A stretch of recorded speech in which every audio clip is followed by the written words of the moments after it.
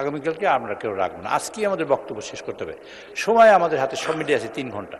এখন থেকে যদি হয় তাহলে হবে 1 ঘন্টা, আর পরবর্তীতে যদি আমরা আসরের পরে বলি 3:30টায় যদি বসি, তা 3:30টায় বসে আমরা 9টা পর্যন্ত সংসদ চালালে আমরা সময় পাই 2.5 ঘন্টা। আমরা আমাদের অন্যান্য সদস্যদের সময় আমরা কমিয়ে দিয়েছি সিনিয়রদের বক্তব্য শোনার জন্য।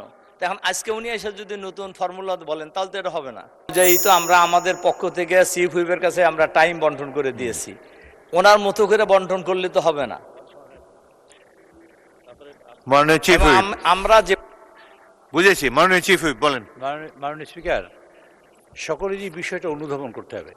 আমি আপনার মাধ্যমে আমি ওনার সাথে কথা বলেছি একটু আগেও। বিষয়টা হলো যে আমাদের হাতে এখনও 12 থেকে 13 ঘন্টার সময় থেকে যাবে, আমরা আলোচনা করতে পারবো না।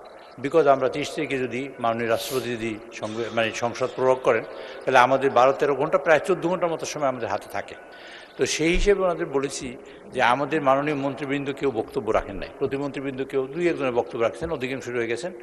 আমরা যেটা করব সেটা হলো আজকে দিনের মধ্যে আমরা মাননীয় সকল মন্ত্রীদের এবং আমাদের যত বক্তব্য আছে সব বক্তব্য শেষ করার চেষ্টা করব।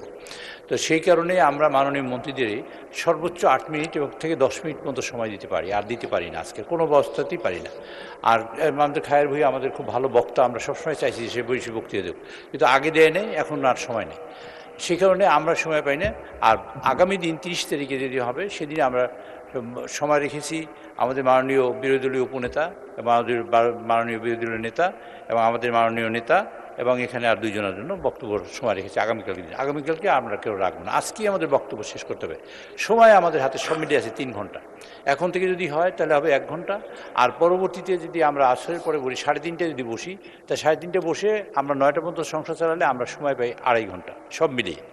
তো এই 2.5 ঘন্টা আর এই 1 ঘন্টা, 1 ঘন্টার তো অনেক সময় চলে গেছে, তাতে যে সময় ভাগে আসে আমি ওনাকে বলেছি যে আপনারা 10 মিনিট করে বক্তৃতা দেন।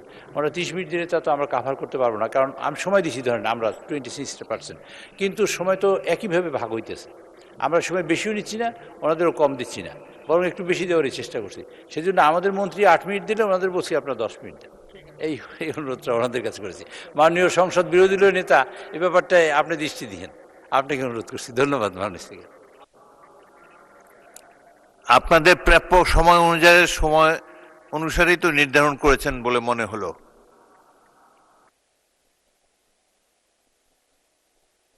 বলেন। জি, আমাদের সিনিয়র লোকদেরকে একই বলে, আমাদের লোকদেরকে আগে আমরা সময় কম দিয়েছি সিনিয়ররা বেশি সময় বক্তব্য রাখার জন্য।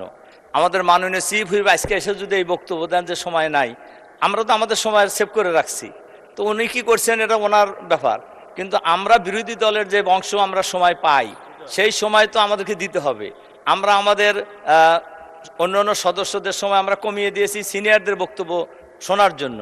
এখন আজকে উনি এসে যদি নতুন ফর্মুলা বলেন তাহলে তো এটা হবে না। জি, মাননীয় সদস্য, তিনি সময় কমিয়ে দিয়েছেন মন্ত্রীদেরও, আপনাদেরও, সবাইরই বাস্তবতার প্রেক্ষিতে সকলেরই সময় কমে গিয়েছে। আচ্ছা যাক, দেখা যাক। আগে মাননীয় সদস্য জনাব মুজিবুর রহমান, আপনি শুরু করেন। আপাতত সময় 8 মিনিট, তারপর দেখেন। 8 minute is a long time man. আলহামদুলিল্লাহ ওয়াসসালাতু ওয়াসসালামু আলা রাসূলিল্লাহ ওয়া আলা আলিহি ওয়া আসহাবিহি আজমাইন। আসসালামু আলাইকুম ওয়া রাহমাতুল্লাহি ওয়া বারাকাতুহু। মাননীয় স্পিকার, আপনি সহ যারা আমাদের এই কথাগুলো শুনছেন, আমার নির্বাচনী এলাকায় গোদাগাড়ি তানোর সহ বাংলাদেশ, সারা দুনিয়ার মানুষ অনলাইনের মাধ্যমে আমাদের কথা শুনছেন এবং দেখছেন, সবাইকে আমরা সালাম জানাচ্ছি। আসসালামু আলাইকুম ওয়া রাহমাতুল্লাহি ওয়া বারাকাতুহু। মাননীয় স্পিকার, আমাদের প্রথম চিন্তা হচ্ছে দুনিয়াতে আমরা কেউ থাকবো না, মরার পরে আমাদের আসল জায়গা। এখানে যা আলোচনা হচ্ছে সব দুনিয়া কেন্দ্রিকই আলোচনা হচ্ছে, আখেরাতে কি হবে এই চিন্তা কারো মনে নাই।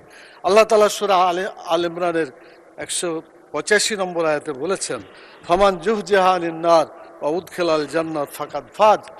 যে ব্যক্তি জাহান্নামের আগুন থেকে বাঁচতে পারল সেই সত্যিকার সফল হবে, এবং জান্নাতে প্রবেশ করতে পারল সেই সত্যিকার সফল হতে পারবে।